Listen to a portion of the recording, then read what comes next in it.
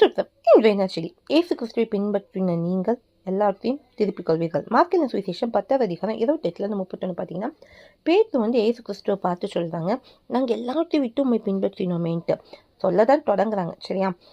அதற்கு இயேசு பிரதித்திரமாக சொல்றாங்க, என் நிமித்தமாகவும் சுவிசேஷத்தை நிமித்தமாகவும் வீட்டையாவது சகோதரையாவது சகோதரிகளாயாவது தகப்பன் தாய் மனைவி பிள்ளைகள் நிலங்களை எதை விட்டாலும் சரி, இப்பொழுது உண்மையிலே துன்பங்களோட கூட என்ன பண்ணுவாங்க, நூறத்தனையாக வீடுகளையும் சகோதரிகளையும் தாய்களையும் பிள்ளைகளையும் நிலங்களையும் மறுமையிலே நித்திய ஜீவனை அறிவான் என்று மெய்யாகவே சொல்றாங்க. ஆனாலும் முந்தினோர் அநேகர் பிந்தினோர் அநேகர் முந்தினோராய் இருப்பார்கள்னு சொன்னாங்க. அப்போ என்ன, பேதுரு நாங்கள் எல்லாத்தையும் விட்டு உங்களை பின்பற்றினோமே சொன்ன போது ஏசப்பா சொன்ன வார்த்தை தான். இன்னைக்கு நீங்கள் கூட நினைக்கலாம், ஐயோ நான் என் குடும்பத்தை பகிர்ச்சி ஏசப்பாவை பின்பற்றுவேனே, அவங்களும் இன்னும் ரட்சிக்கப்படலையே, அவங்க இன்னும் ஏசப்பாவை ஏற்றுக்கொள்ளையே அப்படின்ட்டு நீங்கள் நினைக்கலாம். உங்கள் ஃப்ரெண்ட்ஸை நீங்கள் இது பண்ணியிருக்கலாம். ஏசப்பாக்காக நீங்கள் உங்கள் ஃப்ரெண்ட்ஸை இழக்க வேண்டி வந்திருக்கலாம், உங்கள் வேலையை கூட இழக்க வேண்டியிருக்கலாம்.